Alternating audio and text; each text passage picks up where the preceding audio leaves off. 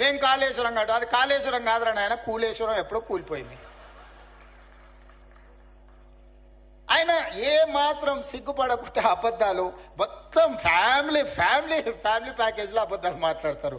ఒక్కడన్నా ఏమన్నా చక్కగా మాట్లాడతాడు అంటే మీరు చూడురి.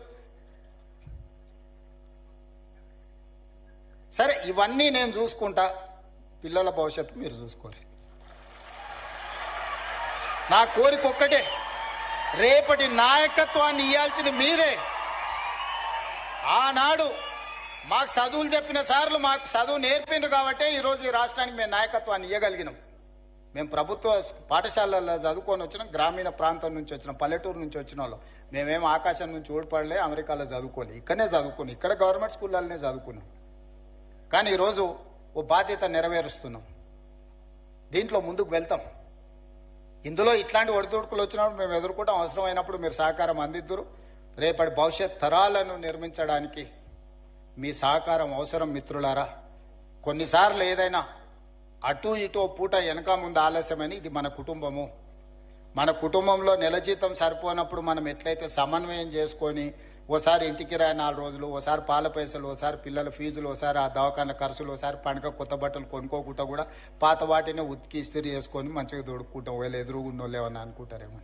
ప్రభుత్వం కూడా గింతే, ఇదేంది లేదు. మీ కుటుంబం నా కుటుంబం ఏందో, ఈ ప్రభుత్వం కూడా మందే. అనా పైసతో సహా అన్ని లెక్కలు మీ ముందర పెడతా. మీరే ఒక కమిటీ వేసుకోండి, రాన్రి కూర్చొని అన్ని మీకు అప్పచెప్తే ఏది వంచుతారో మీరు సిట్టి రాసిస్తే ఆ సిట్టి ప్రకారం రాబోయే 12 నెలలు మొత్తం అట్నీ చేస్తా. ఒక్క రూపాయి కూడా దాచిపెట్టను, ఒక్క రూపాయి కూడా నేను అబద్ధం చెప్పను. అబద్ధాలతోని తాతల ముత్తాతల పేర్ల మీద ఎవరి పిల్లలు చచ్చిపోతే ఇంత దూరం నేను రాలే. కష్టాన్ని నమ్ముకొని వచ్చినా, ఉన్నది ఉన్నట్టు చెప్పి ఇంత దూరం వచ్చినా. ఈ రోజు ఇక్కడికి చేరుకున్నా అంటే కష్టము, నిజం మాట్లాడటం ఈ రెండే మీరు ఆశీర్వదించి ఇక్కడికి ఇచ్చారు.